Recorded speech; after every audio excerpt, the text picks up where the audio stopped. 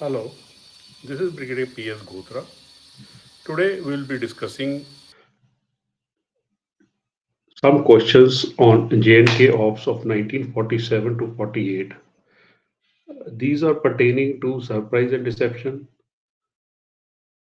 regarding whether the operations were terminated on the verge of greater success, the non-conventional operations, and in the OTW I'll give you one question which is about the costly legacies which could have been avoided. Question 1. List out the measures undertaken to achieve surprise and deception in various battles of operation in J&K during 1947-48. During the 1947-48 operation in J&K, Indian forces employed surprise and deception tactics in several key battles to outmaneuver Pak-based tribal forces and the Pakistani army. Despite the challenging terrain, adverse weather conditions, and logistical difficulties, Indian military planners used creative strategies to achieve success. In the subsequent slides, we give you certain examples of surprise and deception. First is the Battle of Shalang, 7th November 1947. On the morning of 7th November 1947, the 161 Infantry Brigade, supported by aerial strafing, managed to break the large enemy concentration around Shalang. Two troops of armored cars and one rifle troop of 7 cavalry attacked the enemy from the rear. After turning left on the Srinagar Patan road at Karama, they came from Sumbal area. One Kumo attacked the right flank of the enemy.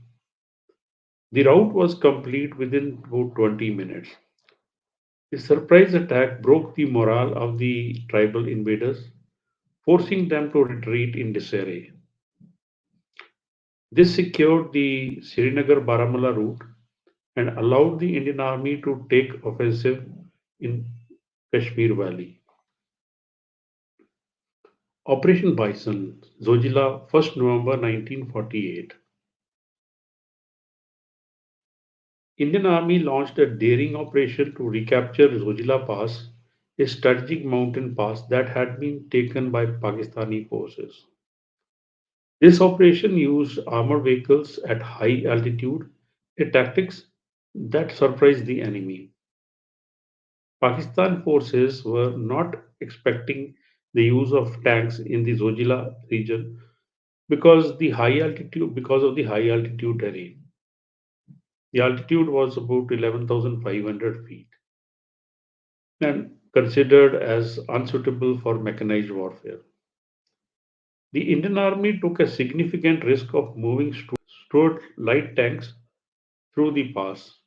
The unexpected use of tanks in such terrain completely surprised the Pakistani defenders, allowing Indian forces to break through their positions and recapture Zojila, thus reopening the road to Leh and securing Ladakh.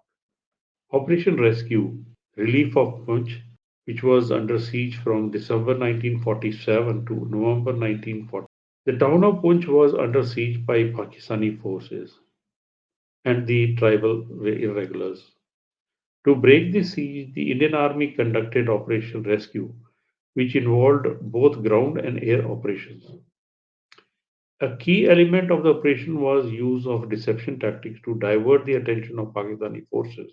The Indian launched diversionary attack along other fronts, creating an impression that its focus was elsewhere, while preparations were being made for a final offensive to relieve Punch. The surprise break of siege in November 1948 succeeded largely due to the element of surprise achieved by the diversionary tactics. Battle of Toroling, August 1948.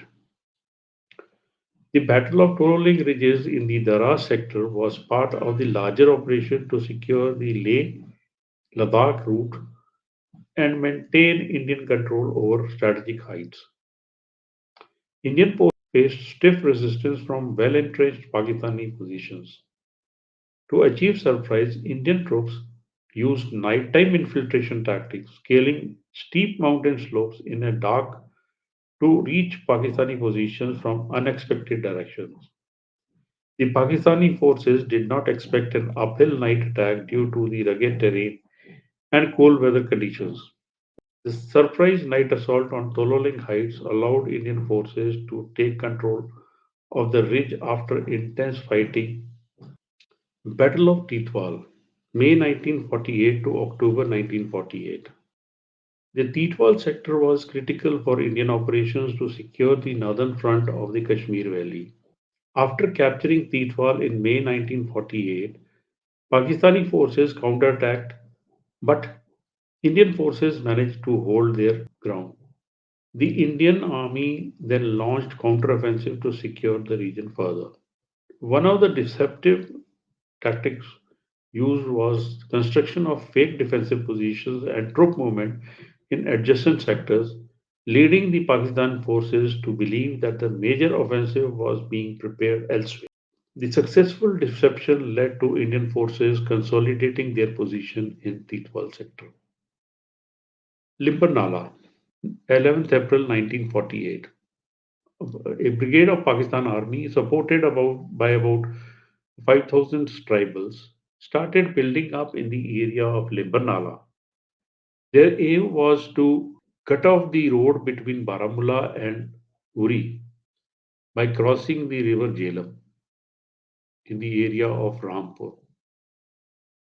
While knowing about their design, 161 Brigade kept deceiving them by showing no signs of of the knowledge of enemy design.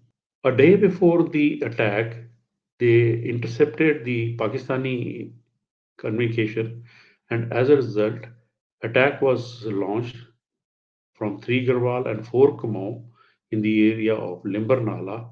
As a result, there was a complete rout of the enemy force who are to flee towards the Pir Panjal higher heights. Operation Easy, recapture of Daras and Kargil, May to November 1940. The Pakistan forces had captured Dras and Kargil early in the conflict, cutting off the strategic Leh-Srinagar road. Indian forces planned Operation Easy to recapture these towns and reopen the supply route to Ladakh. The Indian Army carried out a series of small-scale diversionary attacks in the adjacent valleys and along the Zojila front to deceive Pakistani forces into believing that the main offensive would be launched elsewhere. The element of surprise was crucial in the successful recapture of Kargil and Dras in November 1948. This victory reopened the road to Leh, securing the defense of Ladakh and cutting off the Pakistani access to this strategic region. Operation Duck, Gilgit-Baltistan, 1948. Although Indian were not able to fully reclaim the Gilgit-Baltistan during the 1947-48 conflict, some Indian commanders employed deceptive tactics in an effort to regain lost territory.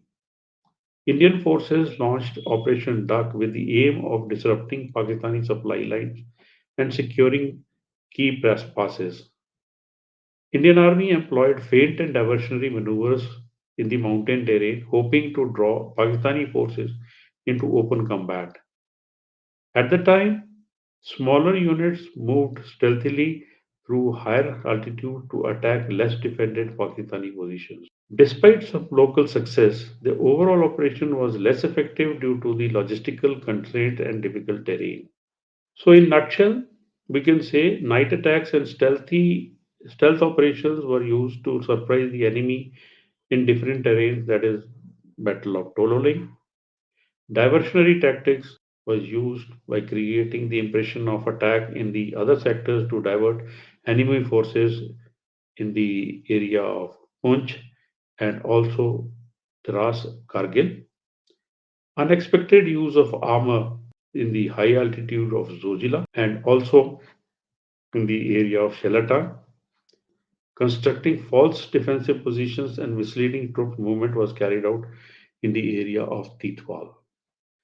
Now, coming down to question 2, there is a considerable reason to support the belief that own forces had upper hand at the juncture when the ceasefire agreement came into force, an eventuality that came to be repeated in the later wars as well. That the enemy continues to wage the prolonged proxy war in the present day lends credence to the belief that their operations were unfortunately terminated at the verge of greater success. Analyze the circumstances under which the operations were terminated. Could the present day predicament have been entirely avoided? The notion that the Indian forces had upper hand when the ceasefire agreement came into force on January 1949 during the JNK operations in 1947-48 has significant merit. At the time, Indian forces had successfully stabilized much of the Kashmir Valley and were making advances in key areas of Jammu and Kashmir. However, the ceasefire halted these advances, resulting in the stalemate that left Pakistan in control of a substantial portion of the state, now known as the POK. This led to the setting of the stage for the protracted conflict that persists even today. Let's analyze the circumstances in which the operation was terminated. Military situation in 1948.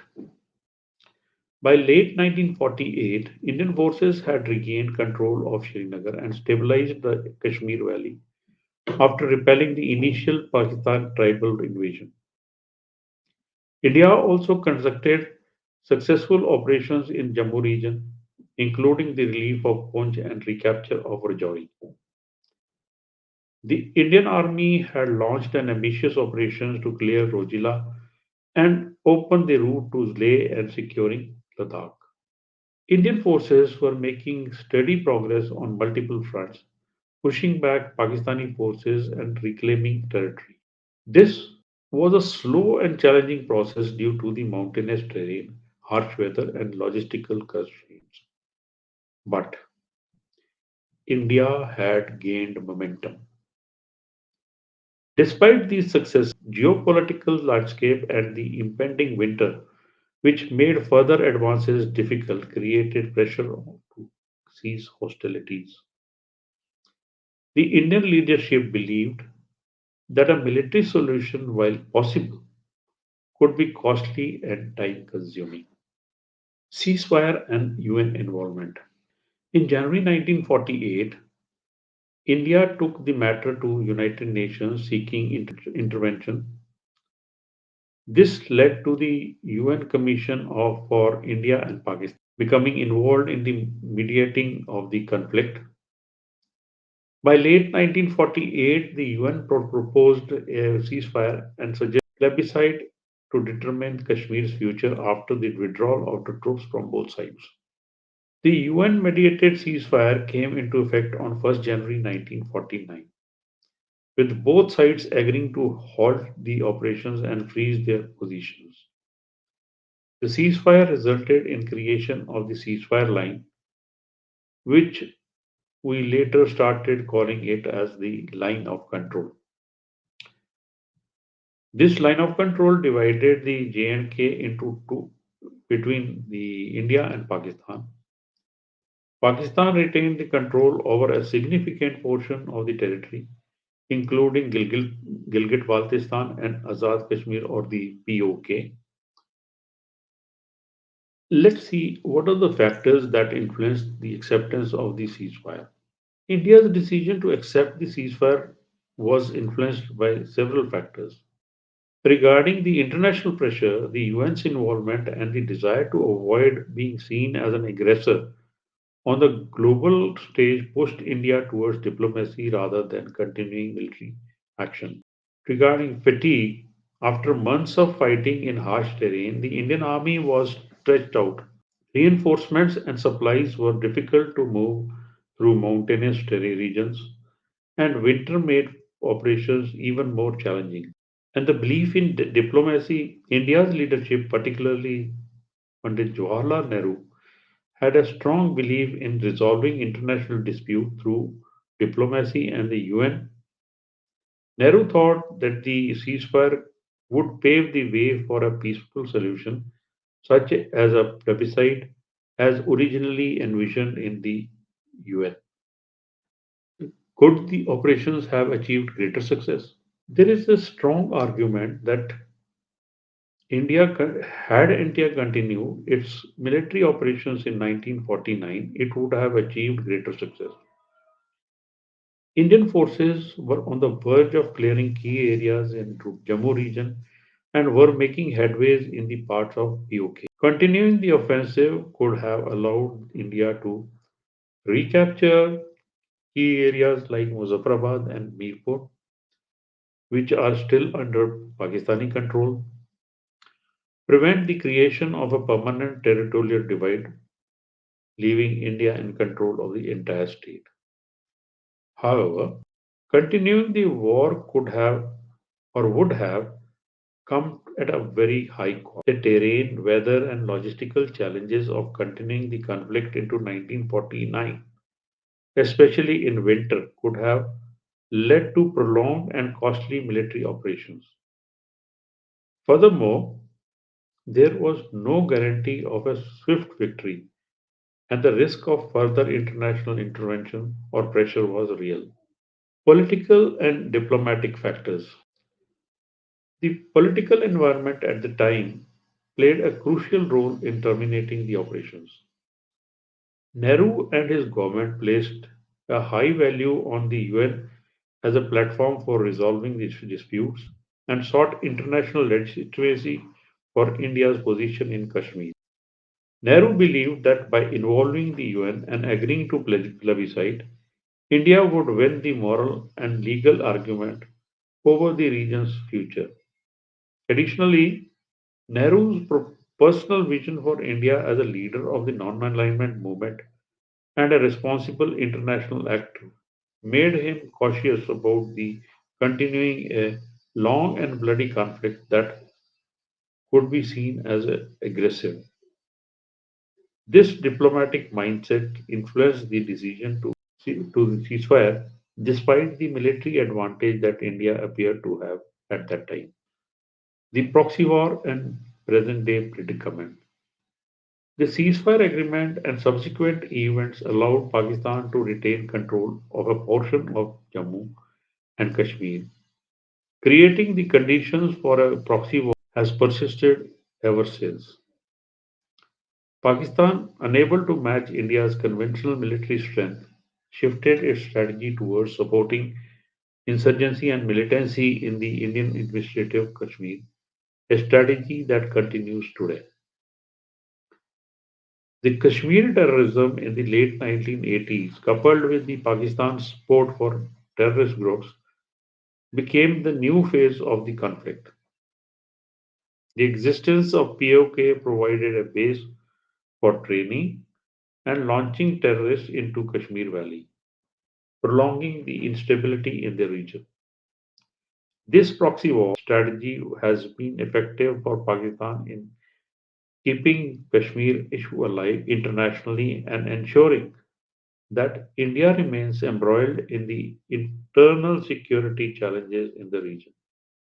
The cost of countering the terrorism and the maintaining security in J&K has been high for India, both in terms of military expenditure and the human costs. In hindsight, a very prolonged and decisive military campaign in 1948 might have prevented the current territorial division and the long standing dispute. If India had recaptured the entire region, the proxy war that followed could have been avoided or at least diminished since Pakistan would not have held a territorial foothold in Kashmir. However, this is not certain. Even if India had secured the entire state, Pakistan's claim to Kashmir and its discontent over the issue may have persisted potentially leading to the continued hostilities and terrorism. Moreover, the international dynamics at play, especially the Cold War, regional alliances, and the role of UN, would have influenced the situation. It is possible that India could have faced greater opposition if it had continued its military operations, potentially damaging its diplomatic standing. Now, the question three: what were the non conventional operations practiced in Indo-Pak War of 1947-48? The Indo-Pak War of 1947-48 in J&K saw the use of several non-conventional operations alongside the traditional military engagements. These operations were crucial due to the unique circumstances of the conflict, including irregular combatants, difficult terrain, and logistical challenges. Both India and Pakistan employed irregular forces, covert operations, and guerrilla tactics to achieve their objectives. In the subsequent, these things are described. Use of tribal militia by Pakistan. One of the most important non-conventional operations during the 1947-48 war was the invasion of J&K by tribal militia from Pakistan, particularly from the northwest frontier province. These tribal groups, known as Pashtun Lashkars, were largely untrained, irregular fighters who were motivated by the combination of religious fervor, material gains, that is, loot, and political objectives. They played a key role in the initial invasion, capturing Muzaffarabad and advancing towards Baramulla and Srinagar. The use of tribal forces was non-conventional because they were not part of the formal military, and the tactics was largely based on the guerrilla warfare, raiding and ambushes. Pakistani government initially denied any formal involvement, but later supported and coordinated with the tribesmen. Although the tribal militia were effective in the early stages, their lack of discipline and organization combined with the looting and atrocities in Baramulla alienated the local population and allowed the Indian army to regroup and counterattack. Airborne operations, India. One of the most significant non-conventional operations carried out by India was the airlift of troops to Srinagar on 27th October 1940. This operation was non-conventional due to the speed and scale at which it was conducted. Indian troops were flown in from Delhi and other locations using Dakota aircrafts. This was a logistical feat given the urgent need to defend Srinagar from advancing tribal forces. It was the first time that Indian forces had deployed troops by air to secure a strategically important location. The airlift saved Srinagar from falling into the hands of tribal invaders and allowed Indian forces to consolidate their hold on the Kashmir Valley. Guerrilla warfare and local militias. India used local militia and guerrilla tactics to resist Pakistan forces in the certain areas, especially in the region where the regular Indian army could not be deployed quickly. In places like Poonch and Leh, local populations played a key role in resisting the tribal invaders and Pakistani forces. In Poonch, a local militia was organized under the leadership of Colonel Pritam Singh, an Indian Army officer who commanded a small garrison and local volunteers to defend the town. The Poonch garrison endured a year-long siege, resisting multiple Pakistani attempts to capture the town. Similarly, in Leh, local Ladakhi volunteers and Tibetan refugees fought alongside Indian forces to defend the region from Pakistani advances. India relied heavily on reconnaissance operations to gather information about enemy movements and prepare for counteroffensives. Indian forces had used local Kashmiri informants and scouts to track the movement of tribal forces and the Pakistani army.